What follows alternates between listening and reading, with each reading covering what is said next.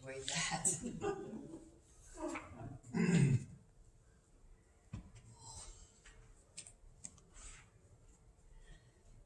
May the words of my mouth and the meditations of our hearts be pleasing and acceptable unto you, O Lord. Amen. Amen.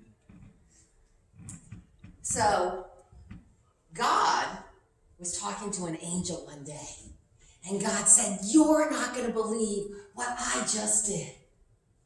I just set into motion light that would be on the earth half of the day, and darkness that would be on the earth for the other half of the day." Can you believe it? Light and dark, all in a 24-hour period. And the angel went, "Wow, that's really awesome. So what are you going to do next?" And God said, I think I'll call it a day.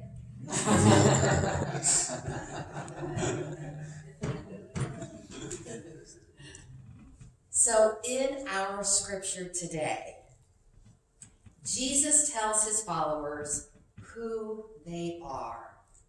You are the salt of the earth. You are the light of the world.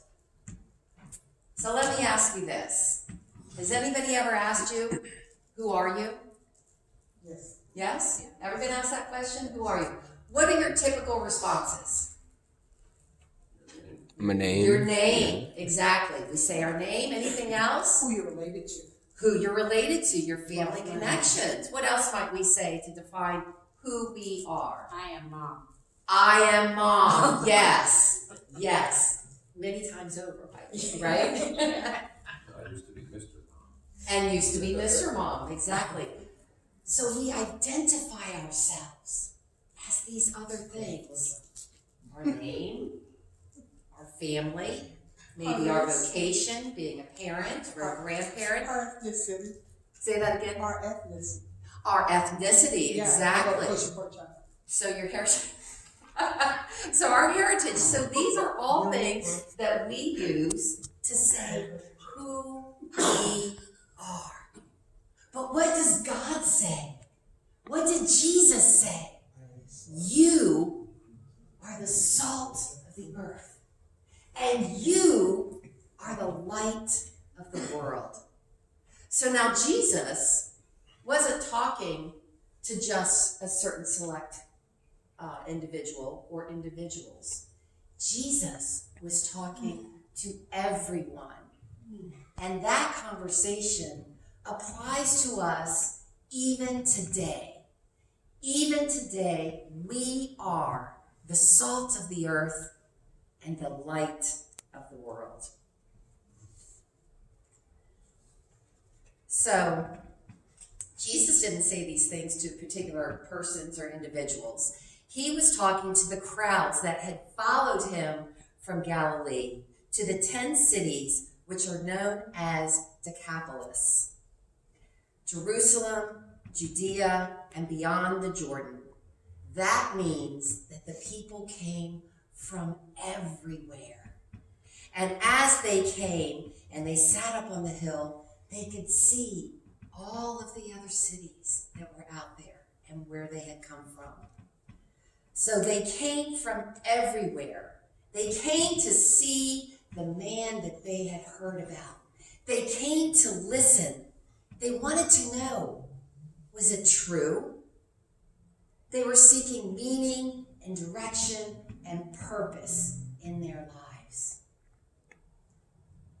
I don't know about you. I think that is an ongoing journey for most of us.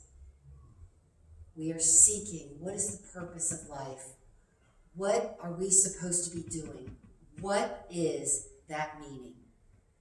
And as I said, this message of Jesus, more than 2,000 years later, still is applicable in our daily lives.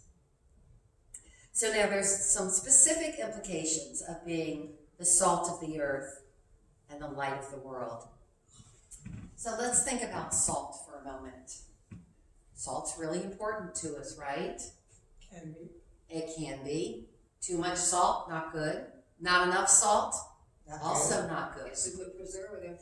It's an excellent preservative, exactly.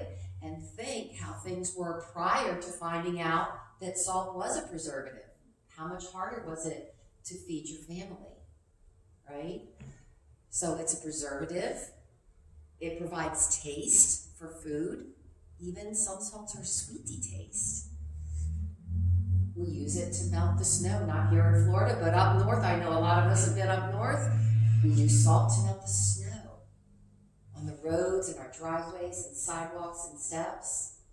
Salt, to be the salt of the earth. Sodium and chloride, elements of the earth. And the other thing about salt is that it goes back into the ground and it's part of fertilizing. So not only is it the salt of the earth that is part of us, but the salt of the earth goes back into the earth to encourage and nurture growing and continued strength. So salt, such an important part of our lives. Now light. We talked a little bit about light, and let's see.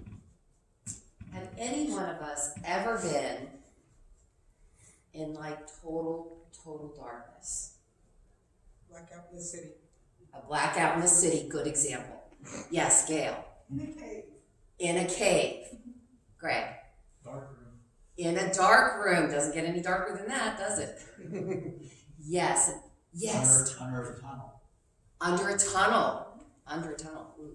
Even sleeping. So imagine, Yeah, he can work in the blanket sleep. before we even had fire, what it must have been like to be in darkness. You see, we are so accustomed right now, since the time of Edison, that we walk into a room, we flick a switch, and boom, there's light. We don't give it a second thought. There's light. In the same manner, if you go out to eat and you want salt, where is it? It's right on the table. We don't give it a second thought. But these things are so important. The plants can't grow without light. We ourselves, as human beings, need light. Light enables us to see our way. It illuminates for us to not trip on things in the dark.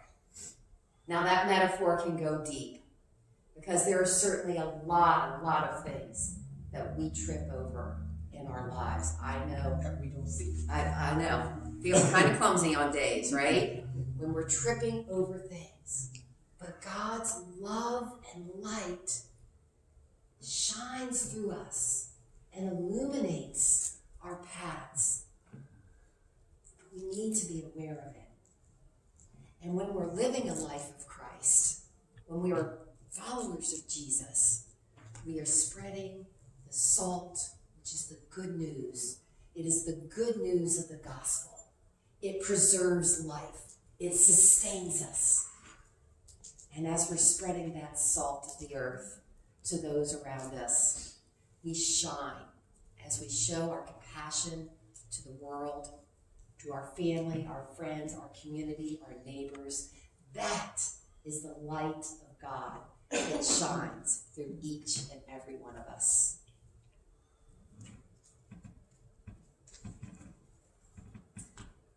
So the salt of divinity that was poured out into our hands, we are to sprinkle onto the world.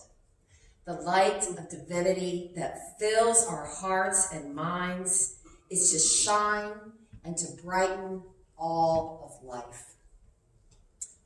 So what does that actually look like? It's really pretty practical and tangible if you think about it. It's something that can be tasted and something that can be seen. And it makes a difference in the world to other people. So it might look something like this. It is looking another into the eyes and speaking a kind word and acknowledging him or her as having been created in the image of God. Try that with someone that you may have labeled. person's no good. I heard that their child is involved in a gang. What other ways might we label someone to say that somehow they're different? What I'm saying here, our hair is different. Yes, exactly. What are the ways that we are making people different? But to look into someone's eyes and speak words of kindness and acknowledging them as having been created in the image of God. How about, can it be seen through generosity and with our compassion, our time, our money, and our care for one another to make a difference in the lives of the poor, the hungry, the homeless, those who are in need?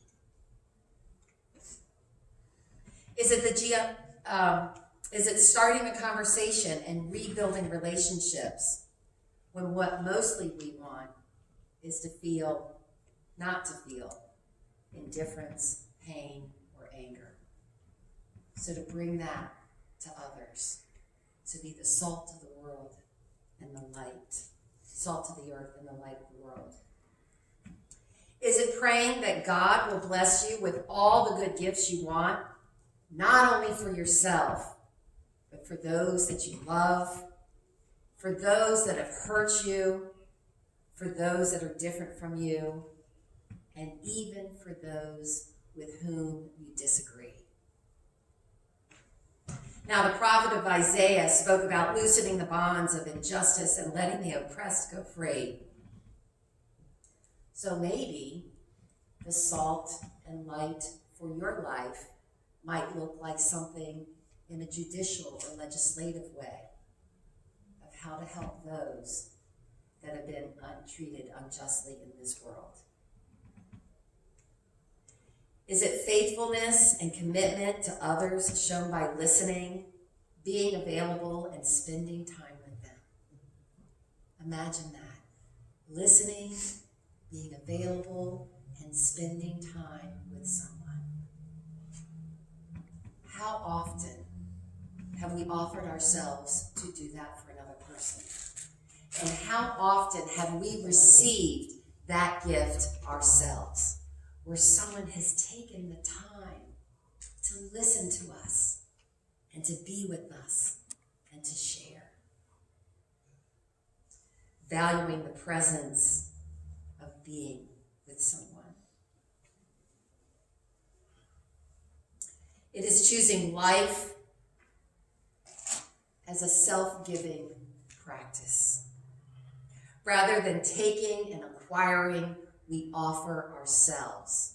We offer ourselves to be the salt of the earth. We offer ourselves to be the light of the world. For this is who we truly are. God said it, and it is up to us to claim it. We are the salt of the earth.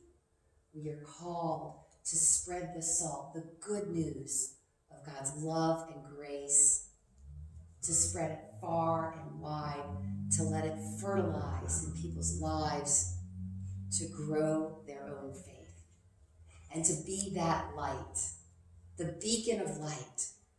Because we don't light our lights and put them under a bushel for no one to see. We light our lights for people to be able to see. That's the whole point. And God's love and God's grace shines brightly through each and every one of us as we go about our days, as we honor God, and as we share God's love with all that we meet. So, go out into the world. Be the salt of the earth. Be the light of the world. Amen. Amen.